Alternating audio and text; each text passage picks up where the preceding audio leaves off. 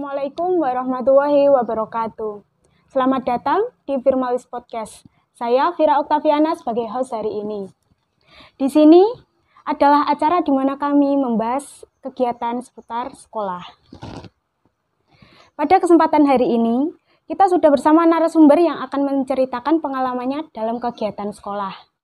Halo semuanya, perkenalkan nama saya Irma Erviana, saya kelas 10, saya sekolah di SMK Negeri Widang, umur saya 16 tahun. Boleh tahu ini berasal dari mana ya, Kakak Irma ini? Saya berasal dari Desa Dateng, Kecamatan Laren, Kabupaten Lamongan. Oke, langsung saja kita akan bertanya tentang pengalamannya di kegiatan sekolah. Jadi di sini katanya pernah mengikuti jambore, apakah itu benar? Ya, itu benar sekali. Gimana ceritanya bisa mengikuti jambore itu? Jadi pada tanggal 20 sampai 23 Februari, saya dipilih oleh guru saya untuk menjadi salah satu peserta dari Jambore 2020. Pelaksanaan jambore di mana ya? Pelaksanaan Jambore berada di Sugio, Lamongan, tepatnya di Waduk Gondang. Jarak antara sekolah sama tempat perkemahan apakah jauh? Cukup jauh karena sekolah saya berada di desa, sedangkan tempat lokasi untuk perkemahan ada di Lamongan Kota. Berapa orang yang mengikuti jambore ini dari sekolah kamu? Sekitar 14 anak, 7 perempuan, dan 7 laki-laki. Coba diceritakan ya bagaimana pengalaman kegiatan di jambore ini. Hari pertama, kita diberi nomor untuk mencari lokasi untuk mendirikan tenda.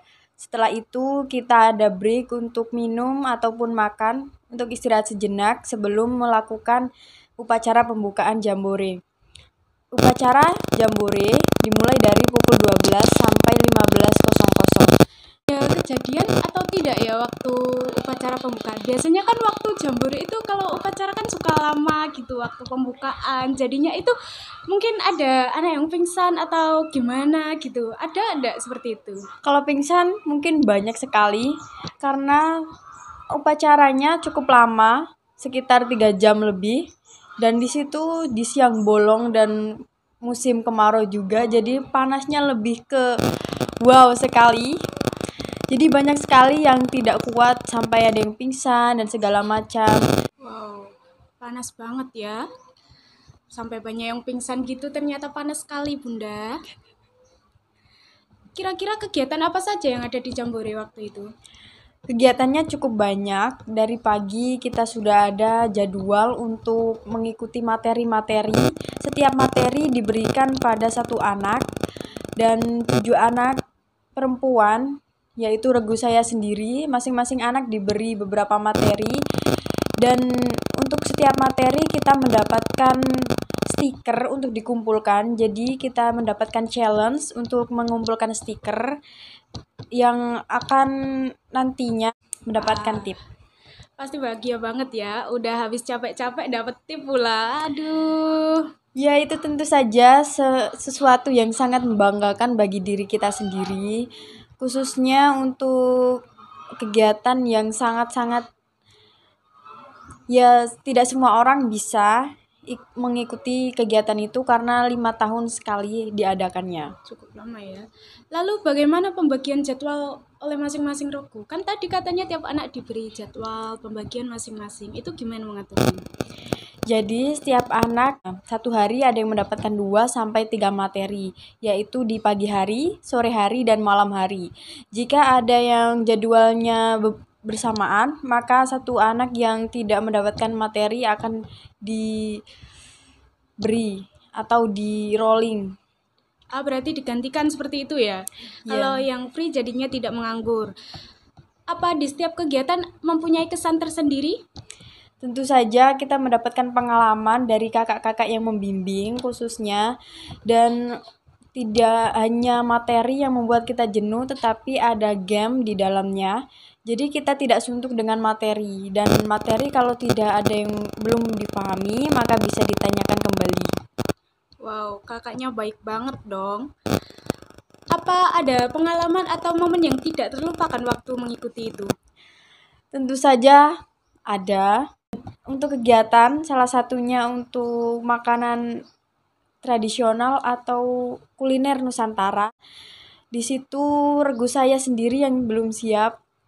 Tenda-tenda lain sudah siap, itu sudah ada yang masak sendiri-sendiri untuk dijajankan untuk kuliner Nusantara. Tetapi justru regu saya tidak ada persiapan apapun, jadi jatah porsi untuk makan siang itu dipergunakan untuk kuliner Nusantara. Jadi di siang hari kami tidak makan. Kalau momennya apa ada yang tidak terlupakan waktu mengikuti jambore? Mungkin ini tidak untuk ditiru ya, pengalaman yang satu ini, karena pengalaman ini bisa dibilang kami tidak menggubris kata orang. Jadi waktu itu Berarti tidak mau menaati peraturan. ya bisa dibilang seperti itu, karena setelah materi malam hari kami masih keroncongan perutnya. Kami memutuskan untuk pergi mencari makan bersama 3 anak yang ada di tenda, salah satunya saya. Itu kemudian lewat jalan yang bisa dibilang sepi, karena di situ dekat sekali dengan waduk. Karena tenda saya sama waduk itu cukup dekat sekali, hanya beberapa langkah. Kemudian ada seorang bapak-bapak di situ menanyakan kami, aku mau kemana? Terus salah satu teman saya menjawab, jika kami ingin membeli makanan. Kemudian bapak itu menjawabnya lagi, jangan lewat jalan situ karena jalan situ itu sepi, jarang ada orang lewat di situ. Tapi teman saya yang satunya lagi itu menjawab, bila tadi dia itu sudah lewat jalan situ dan dia tidak ada terjadi apa-apa. Kemudian si bapak bilang, ya udah hati-hati, jangan sampai lepas sama teman-temannya gitu kan. Terus saya jawab, nggih pak gitu, langsung kita tutup aja lewat jalan yang seperti itu tadi karena permintaan teman saya. Setelah sampai kita membeli jajanan dan makanan itu pun ada pensi, kebetulan di situ udah ada acara pensi. Kami memutuskan untuk menonton. Setelah menonton, host dari pensi tersebut berbicara bahwa jam 11.00 semuanya harus ada di tenda masing-masing. Tidak ada yang boleh berkeliaran satupun anak. Kemudian kami pun memutuskan untuk ke tenda, dan itu belum sampai jam 11.00 karena kami berangkat hanya pukul 22.30 sekitaran. Setelah itu saya heran karena jalan yang tadinya kita lewatin untuk berangkat berbeda dengan jalan yang kita lewati untuk pulang. Karena saya orangnya belum hafal peta di tempat perkemahan, saya pun mengikuti teman saya. Teman saya itu dalam keadaan pandangan kosong. Sesampainya di pohon beringin, ada pohon beringin di situ yang sangat besar. Jadi teman saya 3 anak, salah satunya saya berada di belakang sendiri. Kemudian teman saya, sebut saja A, itu paling depan, dan teman saya yang B itu di tengah. Di bawah pohon beringin itu ngapain? Sampai di situ kok bisa? Bisa dibilang kita bertiga itu tersesat karena nggak tahu arah jalannya. Termasuk saya yang jarang sekali keluar dari tenda, keluar hanya mengikuti materi, tidak sampai di pohon beringin itu. Dan teman saya yang suka berkeliaran kemana-mana itu, jadi saya membebankan dia untuk jalan di depan. Tapi ternyata dia mengarahkannya sampai ke dekat waduk. Jadi di situ saya udah takut sekali. Udah keadaan gelap. Kesannya kayak angker gimana gitu ya, udah di waduk, ada pohon besar, angker gimana gitu ya, apalagi kalau pohonnya itu pohon beringin. Jadi gimana itu? Agak horor. Kemudian teman saya yang B itu saya tarik tangannya. Dia pun seperti kayak sadar, kayak loh kok ada di sini. Terus teman yang B ini malah menyalahkan teman yang A. Kayak loh, ngapain si A ini mengajak kita lewat sini, bukannya tadi lewat sana. dan aku hanya bisa kayak bengong di situ, nggak tahu apa-apa mungkin arahnya, jadi saya di situ bengong masih. Kemudian teman saya yang B setelah sadar menarik teman saya yang A, saya juga ikut narik tangannya, dia pun juga tersadar teman saya yang A, kayak loh kok tiba-tiba ada pohon besar dan ini kok ada di waduk, dan kita bertiga itu speechless di situ tuh kayak hah kok bisa. Kemudian kami bertiga memutuskan untuk langsung buru-buru ke tenda dan melihat di situ udah kayak masih kayak terbayang-bayang gitu kenapa bisa sampai situ, dan kita lihat jam tuh udah sampai pukul 23.00. Jadi kan kami setelah kejadian itu ke tenda kemudian menceritakannya kepada teman-teman kami. Tidak ada satupun yang percaya. Justru malah kita dibilang kayak halu. Mungkin halu loh, mangan mungkin gitu. Kayak nggak percaya gitu ya kan, belum pernah ngalamin secara langsung jadinya nggak percaya. Dan kejadian itu pun berulang 2 kali. Teman saya yang A itu mungkin udah dari awal udah kayak nggak sadar, kayak udah nggak badannya dia lagi. Terus malam ketiga kejadian yang sama saya itu malam kedua, kemudian malam ketiga hujan gerimis-gerimis, dia tuh hilang lagi, hilang sama teman saya yang satunya lagi, dan nggak tahu dia kok tiba-tiba ada di tenda. Aduh, pengalamannya cukup horor dan menegangkan ya. Itu kenapa kok bisa seperti itu? Anaknya agak linglung. Ini kok seperti cerita horor. Ini mendapatkan barang kenangan atau tidak ya? Mungkin bisa ditunjukkan kepada pemirsa sekalian. Tentu saja ada, dan kebetulan sekarang saya membawanya, jadi kita bisa menunjukkan ke kalian semua. Di sini pertama saya mendapatkan ID card. Sebelum kita mengikuti kegiatan Jambore, kita sudah diberi ID card per peserta.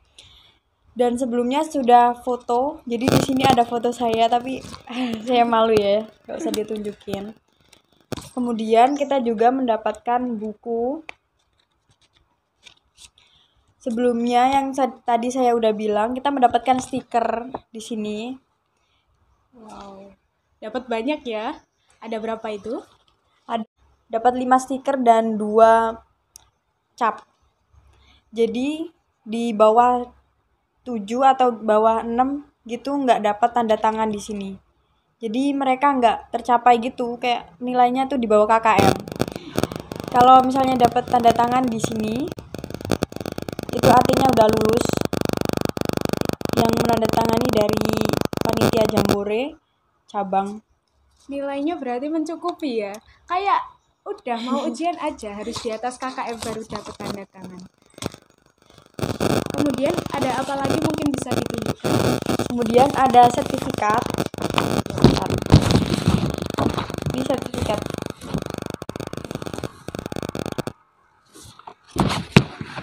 Dan ada barang lagi, yaitu kita mendapatkan kaos.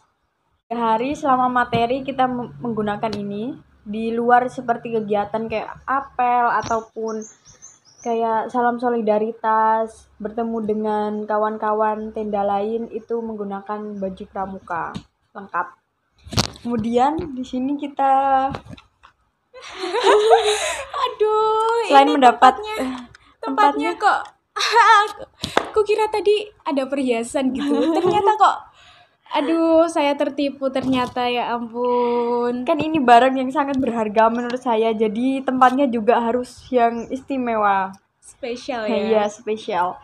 Jadi selain kita mendapatkan sertifikat, kita juga mendapatkan bed Jambore 2020. Dan ada gantungan dan ada peniti. Bros. Ada juga topi Ini topi gerakan pramuka kayak biasa, ini bisa dibeli sih menurut saya. Toko online pun ada mungkin. Tapi kalau yang kayak ID card, sertifikat tuh mungkin nggak bisa. Jadi itu dia cerita narasumber kita hari ini. Pengalamannya mengikuti Jambore agak menegangkan dan horor sedikit ternyata. Terakhir mungkin karena waktunya sudah kita lewati banyak sekali, apakah ada yang ingin disampaikan? Jadi pesan buat semuanya, jika diri manapun kita berada, jaga ucapan, jaga tingkah laku, untuk supaya penghuni selain kita itu tidak terganggu dengan keberadaan kita. Jadi kita jaga aja diri kita masing-masing dengan menjaga ucapan, tingkah laku itu pun. Dan pesan untuk kita lagi semuanya, semangat untuk belajar. Kita nggak tahu masa depan kita itu ada di tangan sendiri. Jadi kalau kalian sekarang udah berusaha, mungkin besok kita dapat balasannya. Dan untuk yang sekarang males-malesan, pasti nantinya juga mendapatkan apa yang dia dapat dari sekarang. Nah, itu dia. Narasumber kita sudah memberikan kata-kata motivasi ya untuk kita. Semoga ini bisa membekas di hati kalian semua. Dan tambahan dari saya, apapun keputusan yang kalian ambil hari ini, itu yang akan kalian tuai di masa depan. Jadi silahkan kalau mau mengambil keputusan, dipikirkan berkali-kali dan hati-hati. Terima kasih sudah berbagi pengalaman dengan kami dan sudah mau datang dari jauh-jauh ke sini. Terima kasih dan bila ada salah kata, kami mohon maaf yang sebesar-besarnya. Sampai jumpa.